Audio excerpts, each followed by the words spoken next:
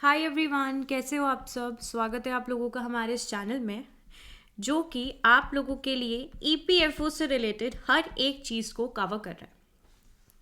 Now as you all know कि हमारे channel पर अकाउंटिंग की क्लासेस भी स्टार्ट हो गई हैं और मेरे द्वारा आप लोगों के लिए सोशल सिक्योरिटी की काफ़ी सारी क्लासेस अभी तक कवर हो चुके हैं। ये लेक्चर नंबर 3 है और आगे आने वाले लेक्चर्स भी आप लोगों को टाइमली मिलते रहेंगे। जो लोग मुझे नहीं जानते हैं, मेरा नाम है आदिति और मैं आप लोगों के लिए इस पर्टिकुलर चैनल पर सोशल सिक्योरिटी, हिस्ट्री और इंडस्ट्रियल रिलेशन की क्लासेस लेकर आऊँगी। ओके, चलिए स्टार्ट करते हैं आपकी इस पर्टिकुलर क्लास को। आज की क्लास में हम लोग बात करेंगे Vishakha guidelines and sexual harassment at work place act 2013, जो कि हमारी सामाजिक सुरक्षा यानी कि सोशल सिक्योरिटी का एक अहम पॉइंट है। देखिए, सोशल सिक्योरिटी आपकी ईपीएफओ के एग्जाम के लिए बहुत ही इम्पोर्टेंट टॉपिक है, इसीलिए इससे रिलेटेड जितनी भी स्कीम्स हैं, एक्ट्स हैं, जितने भी इनिशिएटिव्स हैं जो सरकार द्वारा यहाँ पर लिए गए हैं, उनको हम लोग इस पर्टिकुलर क्लास में करेंगे, आगे आने वाली क्लासेस में कवर करेंगे। ओके, चलिए स्टार्ट करते हैं। तो देखिए, सबसे पहली चीज़ यहाँ पर हम लोग जो कवर कर रहे हैं वो है आपका विशाखा केस और उसका important supreme court judgment. Now देखिए, Vishakha versus state of Rajasthan एक पर्टिकुलर केस है जो कि आपका डील करता है सेक्सुअल हैरेसमेंट।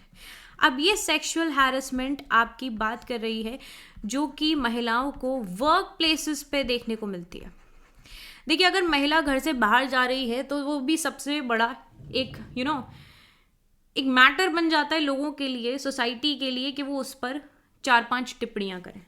वहीं पर महिलाओं की जो सुरक्षा है, जहाँ पर वो काम कर रही हैं, एक समय पे वो सुरक्षा भी उनके पास नहीं थी। वर्क प्लेसेस पे महिलाओं के साथ हैरेसमेंट होना was a very common thing.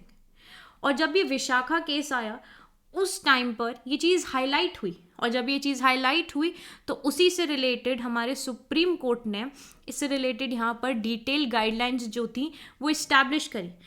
क्योंकि यहाँ पर देखिए, Vishakha versus state of Rajasthan की बात हो रही है। विशाखा जो केस था वो यहाँ पर स्टेट ऑफ राजस्थान को पॉइंट आउट कर रहा था, वो भी आपके सेक्सुअल हैरेसमेंट एट वर्क पे महिलाओं को यहाँ पर इस पर्टिकुलर थ्रेट से डील करना पड़ रहा था। और उससे रिलेटेड जब ये गाइडलाइंस आई हैं और अब एक एक्ट भी आ चुका है जिससे कि महिलाएं यहाँ पर अपने आप को सुरक्षित महसूस करती हैं। चलिए इस पर्टिकुलर टॉपिक को हम लोग आगे और कवर करते हैं। देखिए, आज के टॉपिक में हम लोग इस पर्टिकुलर टॉपिक का करेंगे बैकग्राउंड कवर कि विशाखा गाइडलाइंस क्या है, फिर सिग्निफिकेंस देखेंगे और provision of Vishakha guidelines and sexual harassment at work place act 2013। चलो, तो देखिए, यहाँ पर जो स्टोरी है वो स्टार्ट होती है एक महिला से जिनका नाम है भांवरी देवी। अब देखिए, भांवरी देवी का जो केस था, उन्हें आज भी, देखिए ये महिला जो है ना, ये हमारे इस पर्टिकुलर जो ये केस है ना, उसके लिए सबसे इम्पॉर्टेंट कड़ी है, जिसकी वजह से ये जो चीज़ है वो यहाँ पर स्टार्ट हुई, जिसकी वजह से पता चला कि महिलाओं के साथ किस प्रकार का सेक्सुअल हैरेसमेंट वो भी वर्क प्लेस पे देखने को मिलता है। तो भांवरी देवी को अभी तक जस्टिस नहीं मिला है, बट जो केस की नींव है वो इनके द्वारा ही यहाँ पर रखी गई है। अब देखिए, भांवरी देवी एक दलित महिला है, ठीक है, और एक दलित गवर्नमेंट एम्प्लॉय है जो कि यहाँ पर वर्क करती थी हाइजीन, एजुकेशन, ठीक है, anti dowry, anti child marriages campaign इनके द्वारा यहाँ पर स्टार्ट करी गई थी। ये अपने गांव में, राजस्थान में वैसे भी आप लोगों को पता है कि डाउरी हो गया, एजुकेशन हो गया, चाइल्ड मैरिज हो गया, ये सारी चीज़ें बहुत ही ज़्यादा वहाँ पर बहुत ज़्यादा हाइप में है। वहाँ पर बहुत चाइल्ड मैरिजेस होती हैं, डाउरी भी अत्यधिक ज़्यादा यहाँ पर ली जाती है। तो इसके खिलाफ ये महिला जो थी ये दलित थी और ये यहाँ पर जितने भी आपके ऊंची कास्ट यानी कि अपर कास्ट के लोग थे उनके अगेंस्ट लड़ रही थी।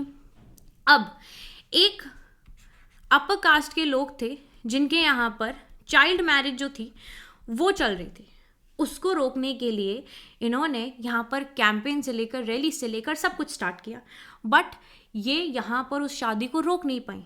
अब जो ये अपर कास्ट के लोग थे, जो उनके खुद के एम्प्लॉयर्स थे, जब एक दिन वो अपने खेतों में काम करने के लिए गई थी, उनके खुद के एम्प्लॉयर और उनके साथ कुछ 4 लोग और जो कि उनके रिलेटिव्स थे, जो ये अपर कास्ट का बंदा था उसके रिलेटिव्स थे, उन्होंने उनके साथ उस पर्टिकुलर फील्ड में जहाँ वो काम कर रही थी, तो it's a work place for her, क्योंकि वो फील्ड पे काम कर रही हैं तो that's a work place for her. तो वहाँ पर उनके साथ गैंग रेप हुआ। और अब देखिए यहाँ पर अगर महिला काम कर रही है और वहाँ पर उसके साथ कुछ ऐसी चीज़ हो जाती है जिसको हम सेक्सुअल हैरेसमेंट के अंतर्गत लेते हैं, तो ये चीज़ कितनी गलत है कि महिला अपने घर से काम पर जा रही है और उसके साथ इस तरीके की चीज़ें यहाँ पर होना। तो ये जो नींव थी इस पर्टिकुलर केस की वो इस प्रकार से स्टार्ट हुई।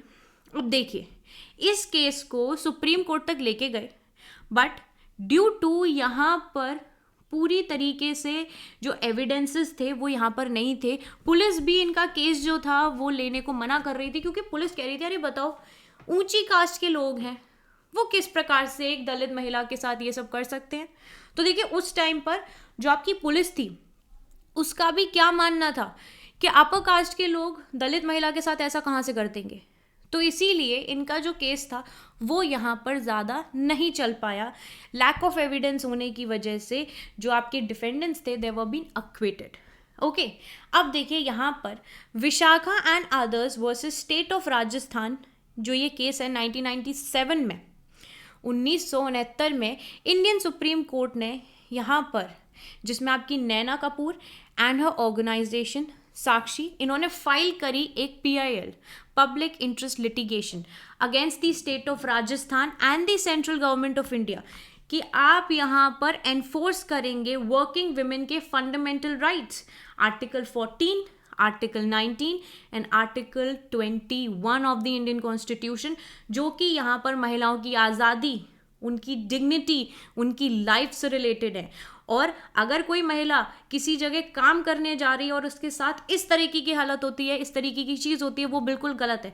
सिर्फ वर्क प्लेस ही नहीं, यहाँ पर घर से लेकर कहीं पर भी महिलाओं के साथ होने वाली इस तरीके की चीज़ बिल्कुल गलत है। आज हम लोग यहाँ पर बात महिलाओं की ही नहीं कर रहे हैं, मेंस भी यहाँ पर इन सारी चीज़ों से पीड़ित हैं। ऐसा नहीं है कि सिर्फ महिला ही इस चीज़ से पीड़ित है, आदमी लोग भी यहाँ पर इन सारी चीज़ों से परेशान हैं, उनके साथ भी हैरेसमेंट होती है।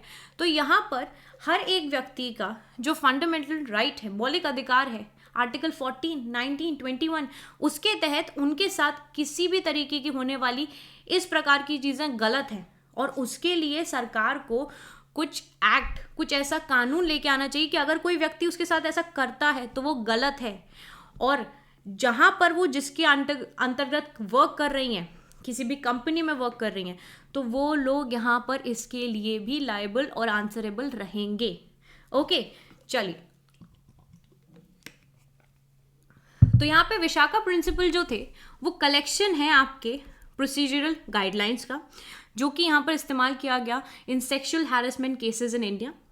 सुप्रीम कोर्ट ने 1997 में इशू किया इनको, और यहाँ पर उसके बाद आपका sexual harassment of women at work place prevention prohibition redressal act 2013 जो था वो यहाँ पर आया। तो पहले तो आपका 1997 में विशाखा गाइडलाइंस यहाँ पर जारी करी गई कि किस प्रकार से यहाँ पर हमें महिलाओं को प्रोटेक्शन देनी है, ठीक है। उसके बाद 2013 की बात करें तो आपका sexual harassment of women at work place prevention prohibition redressal act 2013 यहाँ पर आ गया, जिससे कि आपकी विशाखा गाइडलाइंस यहाँ पर अब एक एक्ट में आपकी तब्दील हो गई, सुपरसीड हो गई। ओके, चलिए अब यहाँ पर सिग्निफिकेंस की बात करेंगे हम लोग। तो देखिए, supreme court was supposed to look into India's deep seated gender imbalance. Now as you all know कि महिलाओं के साथ सिर्फ और सिर्फ, जैसे मैंने आपको बताया, वर्क प्लेसेस पर ही नहीं, हर जगह महिलाओं के साथ कुछ ना कुछ यहाँ पर जो हैरेसमेंट से रिलेटेड केसेस हैं वो हमें देखने को मिलते हैं। बहुत सारे ऐसे केसेस हैं जो कि रजिस्टर हो पाते हैं और बहुत सारे ऐसे केसेस हैं जो आज भी रजिस्टर नहीं हो पाते हैं। तो जिस तरीके का ये केस था सेक्सुअल हैरेसमेंट महिलाओं के प्रति, यहाँ पर अगर रेप हो रहा है किसी भी महिला का वर्क प्लेस पे, तो जो भी ये करेगा उसके लिए किस प्रकार की यहाँ पर सज़ा रहेगी, तो उसी हिसाब से कोर्ट ने रिस्पॉन्ड किया इस पर्टिकुलर सिचुएशन पे, इशू किए various instructions to prevent sexual harassment in the work place, और इन्हीं को हम लोग यहाँ पर विशाखा गाइडलाइंस कह रहे हैं। अब इन गाइडलाइंस के तहत जो एम्प्लॉयर्स हैं वो रिस्पॉन्सिबल होंगे कि वो यहाँ पर प्रिवेंटिव मेजर्स लेंगे to prevent sexual harassment at work and filing a report अगर ऐसा कुछ भी यहाँ पर होता है। ठीक है, तो जिस भी व्यक्ति ने यहाँ पर किसी भी महिला के साथ या किसी भी आदमी के साथ अगर ऐसी कोई भी चीज़ होती है तो जो उनका एम्प्लॉयर है वो यहाँ पर आंसरेबल है, उसको यहाँ पर प्रिवेंटिव मेजर्स लेने पड़ेंगे कि वो प्रिवेंट करे इस तरह की चीज़ें। जहाँ पर अगर मान लीजिए कंपनी आप स्टार्ट कर रहे हो, उस कंपनी में महिलाएं भी वर्क कर रही हैं, उन महिलाओं के साथ अगर ऐसी किसी भी प्रकार की चीज़ हो रही है तो यहाँ पर इस चीज़ के लिए लाइबल कौन है? जो उस कंपनी का ओनर है। उसको यहाँ पर कमिटी सेट करनी चाहिए और यहाँ पर एक ऑर्गेनाइजेशन ऐसी बनानी चाहिए जो इन सारी चीज़ों पे वर्क करती हो और महिलाओं को जल्द से जल्द उस चीज़ पर इंसाफ भी मिले। ओके, चलिए आगे देखिए। Sexual harassment cause depravity in victims according to the court and it's a flagrant breach of their fundamental rights. Definitely article 14 हो गया, 15 हो गया, 16, 19 and 21। आप किसी का भी ये जो मौलिक अधिकार हैं आप उनको ब्रीच नहीं कर सकते हो। ठीक है, अब union of India granted its approval for the recommendation through the solicitor general as well as commitment to develop a women's policy that would ensure that women's right are respected and they have a safe environment in which to thrive in diverse sector. अब देखिए, union of India जो है उन्होंने grant किया कि भाई यहाँ पर इस चीज़ को तो अप्रूवल मिलना ही चाहिए कि महिलाओं को उनके राइट्स, उनको रिस्पेक्ट मिलनी चाहिए, एक सेफ एनवायरनमेंट मिलना चाहिए। अगर वो किसी भी जगह काम कर रही हैं, जो कि बहुत ज़रूरी है, सड़क पे चलने वाली महिला को भी यहाँ पर एक सेफ एनवायरनमेंट मिलना चाहिए। कहीं उनके मन में ये डर ना आए कि मैं अपने घर से निकल रही हूँ, मेरा एक पीछे परिवार है, मैं काम करने जा रही हूँ और मेरे साथ इस तरीके की चीज़ें हों, मेरी जो डिग्निटी है उसको यहाँ पर पूरी तरीके से शाटर किया जाए, वो चीज़ यहाँ पर नहीं होनी चाहिए। और उसको कौन सुनिश्चित करेगा? उसको सुनिश्चित करेगी सरकार, उसको सुनिश्चित करेगी जहाँ वो काम करने जा रही है वो company. So the guidelines also demand the central government and the states to pass the appropriate laws to ensure that the private sector is held to the same standard as the public sector। तो ये जो guidelines थी उन्होंने यहाँ पर demand किया कि भाई सेंट्रल गवर्नमेंट जो है और जो स्टेट्स हैं वो यहाँ पर पास करेंगी अप्रोप्रिएट लॉज को, जिससे कि इंश्योर हो कि जो प्राइवेट सेक्टर है as well as public sector है दोनों ही सेम स्टैंडर्ड्स को मानेंगे। Now this would add in the development and prosperity of both women and the country as a whole। चलिए अब आगे देखते हैं। प्रोविजंस की बात अगर मैं करूं तो सुप्रीम कोर्ट ने इशू किए थे detail rules of prevention on the prevention of sexual harassment of women at work as part of the Vishakha decision 1997। इसके बाद it is the responsibility of each employer to establish a safe working environment in which each and every employee can grow and prosper। तो यहाँ पर देखिए supreme court ने detail rules यहाँ पर issue कर दिए थे कि किस तरीके से हमें प्रिवेंट करना है सेक्सुअल हैरेसमेंट ऑफ वुमेन। तो जब ये विशाखा केस था उसका डिसीजन आया 1997 में, ये पर्टिकुलर चीज़ यहाँ पर निर्धारित करी गई और रिस्पॉन्सिबिलिटी हो गई हर एक एम्प्लॉयर की, वो किस तरीके से इस्टेब्लिश करता है एक सेफ वर्किंग एनवायरनमेंट हर एक एम्प्लॉय के लिए, सिर्फ महिलाओं के लिए ही नहीं, हर एक व्यक्ति के लिए यहाँ पर होना चाहिए। अब ये इंक्लूड करता है टेकिंग नेसेसरी स्टेप्स कि किस तरीके से हम प्रोटेक्ट कर सकते हैं इंटरेस्ट ऑफ फीमेल एम्प्लॉयज़ और इंश्योर करें कि कोई भी एंगेज नहीं होना चाहिए सेक्सुअल हैरेसमेंट में। And if an instance of sexual harassment और ill treatment of a female employee is discovered, तो यहाँ पर एम्प्लॉयर जो है उसको जल्द से जल्द एक अप्रोप्रिएट डिसिप्लिनरी एक्शन लेना पड़ेगा, अदरवाइज वो अकाउंटेबल होगा। ओके चलिए इसके बाद हम देखते हैं ये जो गाइडलाइंस हैं ये प्रोवाइड करते हैं that if an employer's behaviour against an employee amounts to a criminal offence punishable under the Indian penal code and the employer must file a report. तो यहाँ पर देखिए कि किसी भी एम्प्लॉयर का बिहेवियर, अगर यहाँ पर आपको पता चल रहा है कि किसी एम्प्लॉय के साथ अगर कोई भी ऐसी चीज़ हुई है तो आप यहाँ पर जो रिपोर्ट है उसको फाइल करना ही पड़ेगा, ठीक है, because it's a punishable offence. Then employer must take action to protect the witness and guarantee that they are not further victimised. A redress procedure should be in place at work places जो कि ensure करे जो complaints यहाँ पर महिलाओं की आ रही हैं, अगर किसी ने कंप्लेन करी है कि भाई मेरे साथ इस तरीके की चीज़ इस एम्प्लॉय ने करी है, तो आप यहाँ पर उसे टाइमली रिजॉल्व करोगे, that too in an effective manner. Now according to the recommendations, all organisation must establish a complaint redressal committee. तो देखिए, रिकमेंडेशंस के हिसाब से जितनी भी ऑर्गेनाइजेशंस हैं वो यहाँ पर एक कंप्लेंट रिड्रेसल कमिटी को यहाँ पर स्टैब्लिश करें, जिससे कि जो एम्प्लॉय है उसको गारंटीड यहाँ पर इंश्योरमेंट मिले कि हाँ भाई देखो, हमारे लिए सुरक्षा प्रॉपर तरीके से है, अगर कोई हमसे कुछ गलत बात करता भी है, कहता भी है, तो भी हम लोग यहाँ पर अपनी शिकायत लेके जाएंगे. A third party such as NGO जो है, they should be involved to avoid any pressure from higher ups in the employer. Now, this will ensure that women who are sexually harassed receive the necessary financial help from the employers in order to initiate a lawsuit and be represented by professional lawyers. And it is also the employer's responsibility कि वो यहाँ पर race करे awareness. Employer की responsibility है कि वो awareness race करे about sexual harassment and women safety in the work place. सबको यहाँ पे पता होना चाहिए कि भाई अगर आपने महिला के साथ कुछ भी किसी भी तरीके की बदतमीजी करी तो उसके जो आफ्टर इफेक्ट्स होंगे वो क्या होंगे. ये अकम्प्लिश करता है by informing the staff ahead of time, holding workshops and finding other engaging ways कि जिससे हम एडुकेट कर सकें महिलाओं को, जो महिला एम्प्लॉयज़ हैं उनके राइट्स के बारे में उन्हें अवगत करा सकें कि भाई अगर आपके साथ ऐसी कोई चीज़ हो रही है तो आप कंप्लेन करा सकते हो, ये आपका राइट है. ठीक है, ऑर्गेनाइज सेक्टर में बहुत सारी चीज़ें यहाँ पर सेफ हैं. आज भी महिलाओं को पता है कि हमारे जो फंडामेंटल राइट्स, हमारे जो मौलिक अधिकार हैं वो हमें किन किन चीज़ों से यहाँ पर बचाते हैं. वहीं पर जो आपका अनऑर्गेनाइज सेक्टर है वहाँ पे महिलाएं हैं, उनके साथ आए दिन ऐसी चीज़ें होती हैं, आए दिन उनको बहुत गलत गलत टिप्पणियाँ यहाँ पर दी जाती हैं, बट उनको अपने राइट्स के बारे में पता ही नहीं है. तो इसीलिए लोगों को एडुकेट कराना चाहिए जिससे वो समझें. वर्कशॉप्स होनी चाहिए जिससे उनको पता चले कि ये हमारे मौलिक अधिकार हैं, अगर कोई इनको ब्रीच करता है तो उसके साथ आप, अगर आप चाहते हो तो आप उनको कानूनी तौर पर उनके प्रति एक्शन ले सकते हो.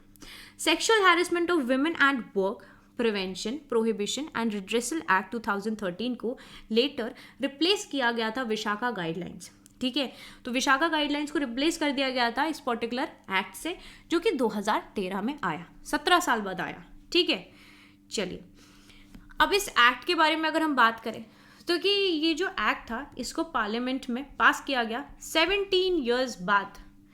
विशाखा गाइडलाइंस आपकी इशू हुई थी 1997 में और 2013 में ये एक्ट आया. अब ऑल्दो ये जो एक्ट था it has a far broader scope than the guidelines. एक क्विक ग्लैंस था that reveals that Vishakha guidelines को फ्रेमवर्क हैज़ बीन अडॉप्टेड. और ये जो एक्ट था ये डिफाइन कर रहा था work place sexual harassment, establish कर रहा था एक process for resolving complaints, and it also protects against false और मैलिशियस एक्यूजेशंस. अब देखिए, सबसे सिग्निफिकेंट कंपोनेंट क्या था इस एक्ट का, वो था installation of an internal complaint committee. तो यहाँ पर इंस्टॉल करी गई आपकी इंटरनल कंप्लेंट कमिटी. अगर आपका बिजनेस है जिसमें 10 या 10 से अत्यधिक एम्प्लॉयज़ हैं तो वहाँ पर आपको एक ICC यानी कि internal complaint committee organise install करनी ही पड़ेगी. और ये किसका काम है? एम्प्लॉयर का काम है. ठीक है, जिससे कि अगर कोई भी व्यक्ति किसी भी व्यक्ति के प्रति कंप्लेन कर रहा है तो उसको यहाँ पर पूरी तरीके से जांच पड़ताल करके सुनिश्चित किया जाए कि उसकी गलती है या गलती नहीं है, और अगर गलती है तो उस हिसाब से उसको पनिशमेंट भी मिले. चलिए अब यहाँ पर हम देखेंगे अ प्रिसाइडिंग ऑफिसर, जो कि यहाँ पर एक सीनियर एम्प्लॉय होनी चाहिए, सीनियर फीमेल एम्प्लॉय. एक एक्सटर्नल मेंबर होना चाहिए जो कि गार्ड करेगा against the undue influence from the employer और other higher ups, and 2 additional members that will make up this particular committee. तो इस कमिटी में कौन कौन लोग होने चाहिए? एक ऑफिसर होना चाहिए जो कि एक सीनियर फीमेल एम्प्लॉय हो, जो कि यहाँ पे महिलाओं की बात को समझ पाए, क्योंकि ऐसा होता है ना कि महिलाएं अपनी बातें महिलाओं को ज़्यादा अच्छी तरीके से बता पाती हैं. और अगर कोई महिला सीनियर है तो उसको फिर पता होगा कि कंपनी के क्या क्या चीज़ें हैं, क्या क्या यहाँ पर कंपनी में क्या क्या चीज़ें किस प्रकार से वर्क करती है, तो उनको सारी चीज़ें पता होंगी। एक एक्सटर्नल मेंबर होना चाहिए जो कि गार्ड करेगा against all the undue influence. And यहाँ पर 2 एडिशनल मेंबर्स होने चाहिए जिसके बेसिस पे यहाँ पर ये पर्टिकुलर कमिटी जो है वो बनेगी। अब इंटरनल कंप्लेंट कमिटी जो है उसकी मेन रिस्पॉन्सिबिलिटी होनी चाहिए कि वो एनफोर्स करे sexual harassment prevention policy, resolving complaints from the aggrieved and recommending the actions to the employer. अब यहाँ पर देखिए एक लोकल कंप्लेंट कमिटी जो थी, इट्स अ कमिटी जो रिसीव करेगी sexual harassment complaint at work from businesses who do not have an internal complaint committee because they have fewer than 10 employees or when the complaint is against the employer himself। अब देखिए यहाँ पर क्या है, अगर आपका कोई बिजनेस है जिसमें 10 एम्प्लॉय से भी कम लोग हैं तो वहाँ पर आप लोग इंस्टॉल कर सकते हो लोकल कंप्लेंट कमिटी, जहाँ पर आपकी सेक्सुअल हैरेसमेंट की जो कंप्लेंट्स हैं वो यहाँ पर उनके पास पहुँचे, अगर इंटरनल कंप्लेंट कमिटी आप यहाँ पर इंस्टॉल नहीं कर पा रहे हो। अगर यहाँ पर जो कंप्लेन है that if the complainant requested the complaints committee must provide for mediation before launching an investigation. उसके बाद employers have been subjected to penalties, जो भी यहाँ पर एम्प्लॉयर्स हैं जिसकी भी यहाँ पर गलती रहेगी और अगर किसी ने ये सारी चीज़ें फॉलो नहीं करी तो वो यहाँ पर they have been subjected to penalties, अगर ऐसा कुछ भी हो जाता है और उनको इस बारे में कोई जानकारी नहीं है, और एक फाइन भी उनके प्रति इम्पोज होगा if terms of act are not followed. ठीक है, अगर ये जो पूरे टर्म्स हैं इस एक्ट के वो फॉलो नहीं किए गए तो आपको फाइन भी भरना पड़ जाएगा। ओके, चलिए, सो आई होप आप लोगों को ये जो पर्टिकुलर टॉपिक है वो क्लियर हो गया होगा, समझ में आ गया होगा कि क्या है आपकी विशाखा गाइडलाइंस और sexual harassment at work place act में। अगर आप लोगों को यहाँ पर कोई भी डाउट रहता है तो आप लोग क्या करोगे, कमेंट सेक्शन में मुझसे पूछोगे। ठीक है, कोई भी डाउट रहता है कमेंट सेक्शन में पूछो, है ना। और अगर वीडियो अच्छी लगती है तो इसको लाइक करो, शेयर करो, और देखो अगर चैनल पर नए हो तो चैनल को सब्सक्राइब करना बिल्कुल नहीं भूलना, क्योंकि मैं आप लोगों के लिए सोशल सिक्योरिटी से रिलेटेड आगे और वीडियोस यहाँ पर लेके आने वाली हूँ। Okay, so stay tuned and if you want any sort of, अगर आपको कोई रिकमेंडेशंस देनी है, ठीक है, कुछ चेंजेस अगर आप चाहते हो तो आप वो भी हमें कमेंट सेक्शन में बता सकते हो। ओके, चलिए, now we are going to meet in the next class. तब तक के लिए bye bye everyone, take care and have a wonderful day ahead. Bye all of you.